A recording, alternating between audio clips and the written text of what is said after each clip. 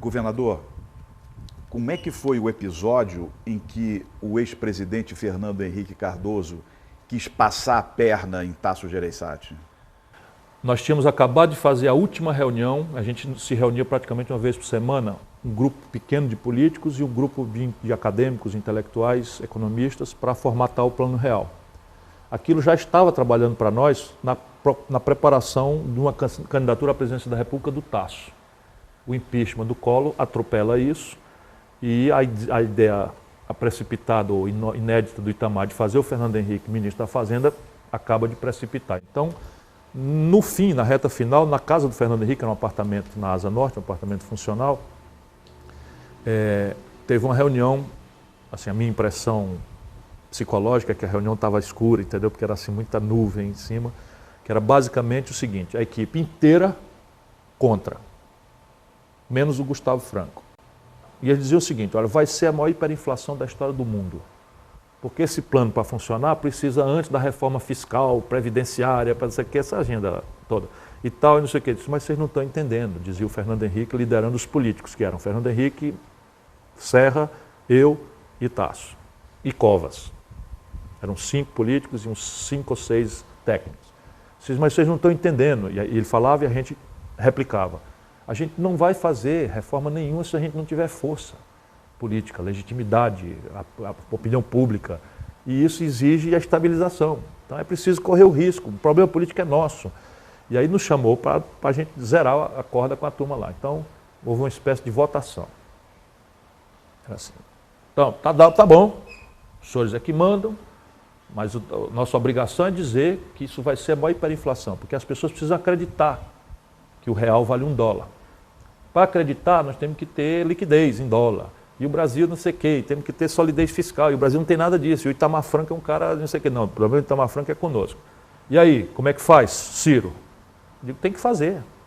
Tem que fazer. Do jeito que está, não dá. Nós vamos nos desmoralizar e vamos perder uma ocasião importante de um presidente da República que não tem compromisso com esse pacto inflacionário, que o Itamar era do povo, é do povo, e os outros podem não ser, como todos acabaram se comprometendo com a banqueirada e tal, com esse imposto inflacionário. Tasso, tem que fazer. Óbvio que tem que fazer, o risco é nosso, mas o risco já está dado, nós estamos dentro, vamos fazer e tal. Aí, Covas, claro, não tem que ter vacilação, vamos fazer o plano e tal, não sei o quê.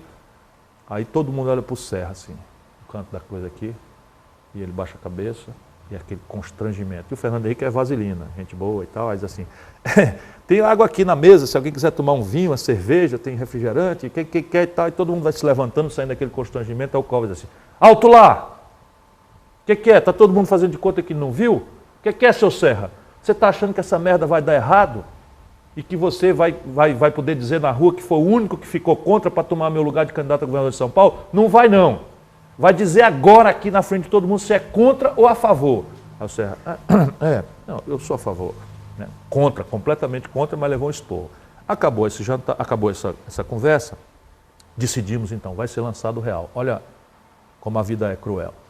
Ali, naturalmente, o candidato era o Tasso, porque era o presidente nacional do partido, tinha eleito o único governador de estado do partido, no caso, o amigo que vos fala, tinha montado a equipe econômica que estava ajudando o Fernando Henrique. Fernando Henrique já tinha encerrado a carreira, não tinha voto para ser nem deputado federal em São Paulo. Aí acaba ali, ele diz assim, Ciro, vamos encontrar lá no Lakes Baby Beef daqui a pouco, sai como se fosse embora e tal, para ninguém saber. Perfeitamente, pensando que era só comigo. Depois eu sei, chegam, cada um num carro, Fernando Henrique, Tasso, eu e Covas. Aí vamos pôr a mesinha isolada num aquário assim, um vidro separando, aí sentamos aqui e tal, depois dessa reunião que estava decidindo lançar o Plano Real. O bicho gênio, Fernando Henrique, olha, isso vai dar certo e eu vou ser o presidente da República nessa onda aí. Aí isso, sentamos, eu aqui, na minha frente o Tasso, o Covas aqui, o Fernando Henrique aqui, numa mesa de 4. Aí começa o Fernando Henrique.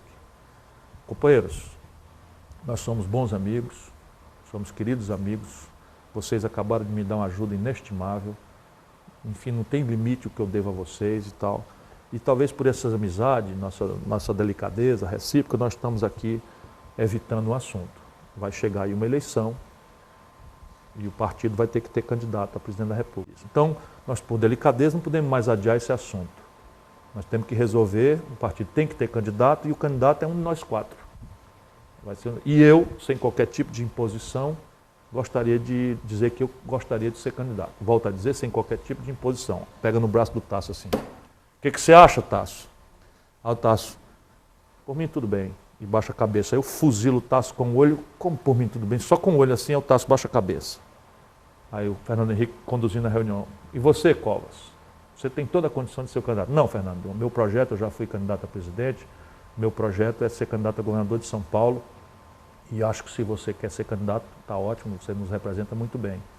Aí eu cruzo o braço aqui e dou uma olhada na cara dele assim, com uma cara de ironia mesmo, ele diz, mas tem o Ciro aqui, né, que pode ser o nosso candidato também, jovem, bonitão, não sei o que e tal. Eu disse, não, Fernando, sou candidato, ele quis brincar e eu, muito zangado, não, Fernando, não sou candidato porra nenhuma. Agora, se você me permite o jeito de falar, o que está acontecendo aqui é uma grande sacanagem. O que é isso, Ciro?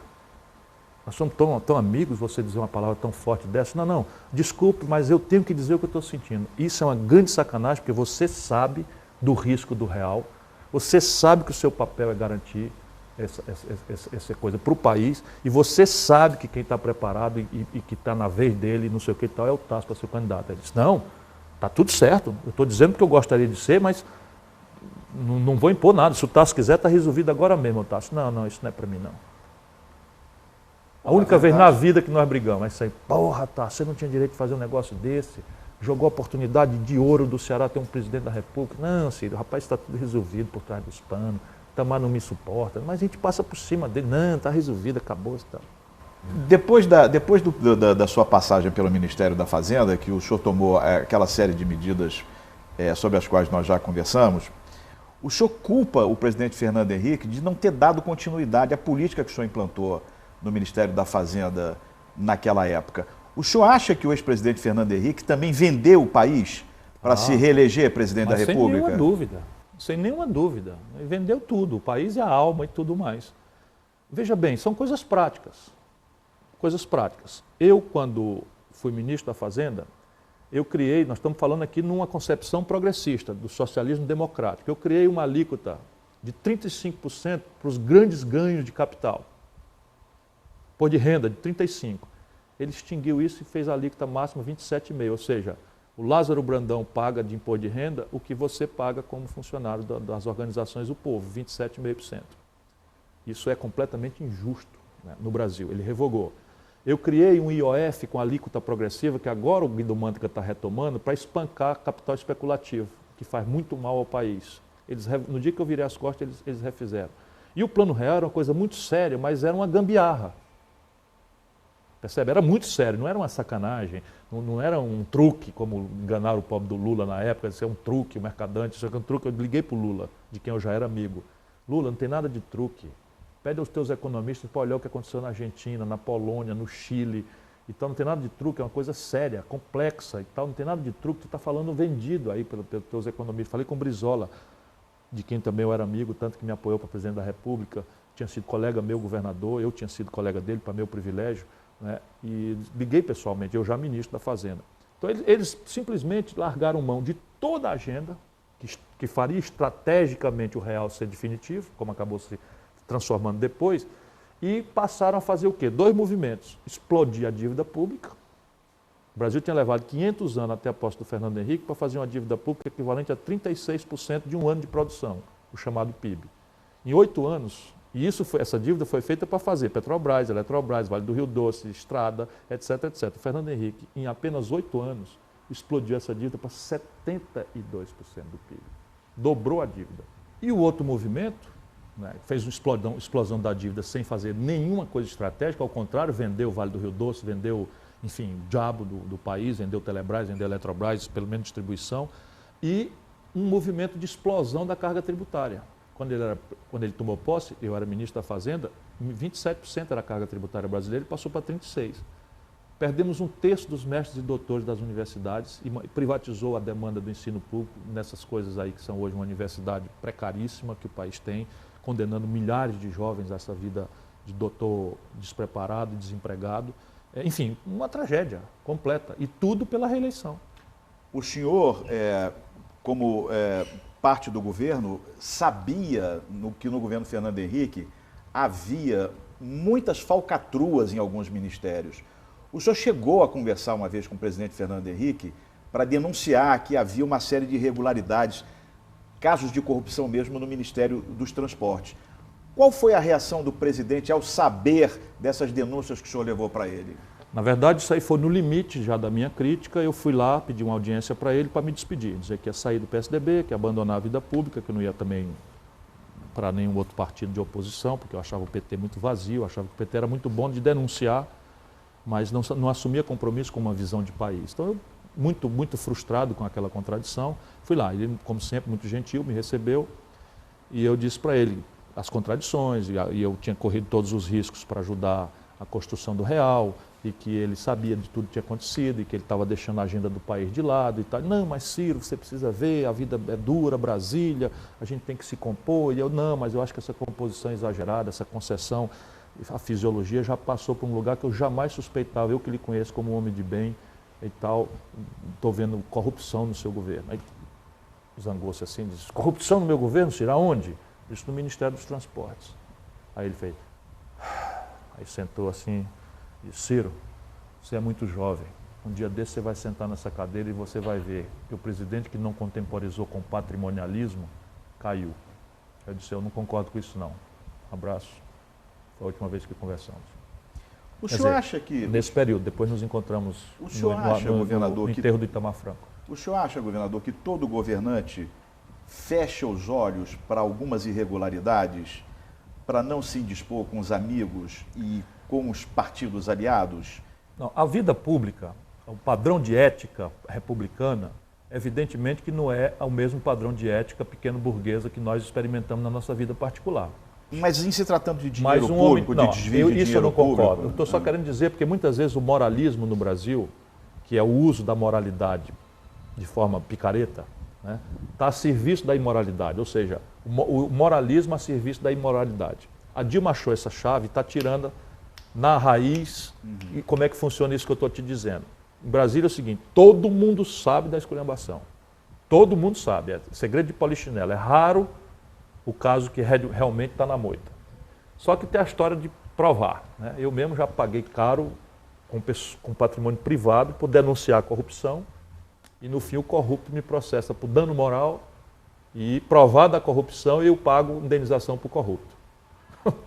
Já aconteceu comigo. O presidente Lula, por exemplo, o presidente Lula sabia que os assessores dele estavam envolvidos em falcatruas? De forma nenhuma. Isso eu sei bastante bem porque eu tenho um episódio, na verdade uma parte disso eu posso contar sem faltar a confiança que as pessoas têm em mim. Eu não traio a confiança nem do meu pior inimigo, quanto mais dos meus amigos. Então o que eu sei em confiança morre comigo. Fernando Henrique, por exemplo, sabe disso. Mas aconteceu um episódio que eu posso divulgar. O Roberto Jefferson, do PTB, que detonou o tal mensalão, o chamado mensalão, o Roberto Jefferson é muito meu amigo. Muito meu amigo. Na minha desastrada candidatura à presidência da República, todo mundo correu e ele ficou comigo até o último dia.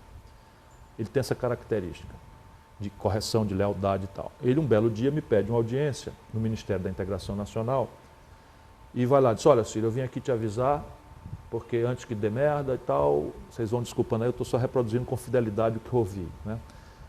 Antes que dê merda, eu quero te avisar, porque você faz parte desse governo e tal, mas eu vim te avisar que o Zé Disseu está comprando deputado do PTB para levar para o PL, do Valdemar Costa Neto.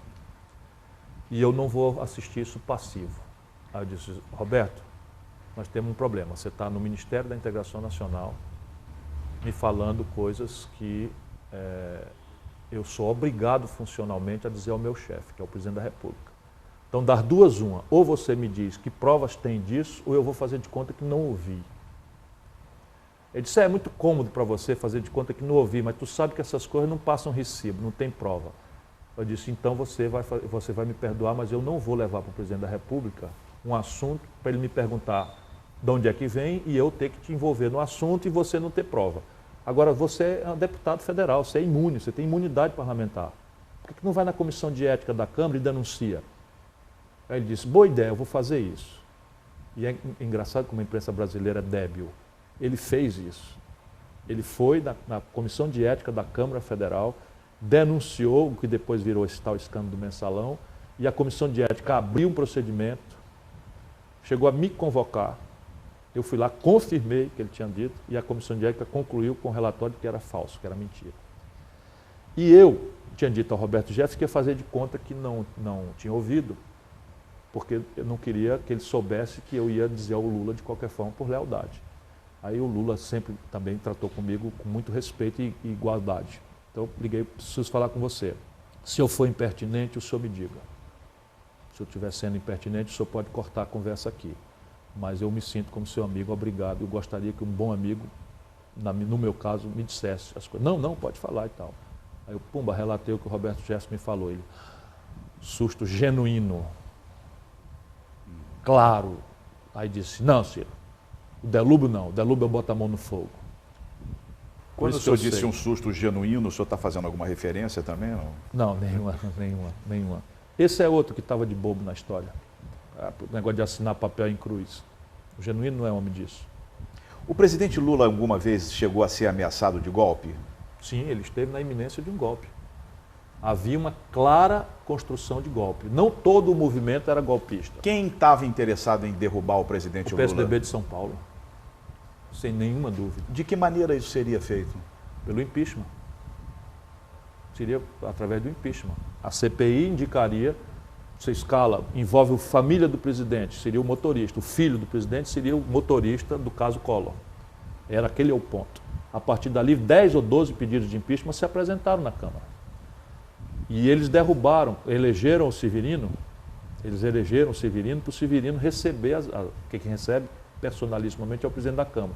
Só que o Severino, eleito por eles, virou para nós. E nós conseguimos matar 12 pedidos de impeachment ali na boca da grota. Né?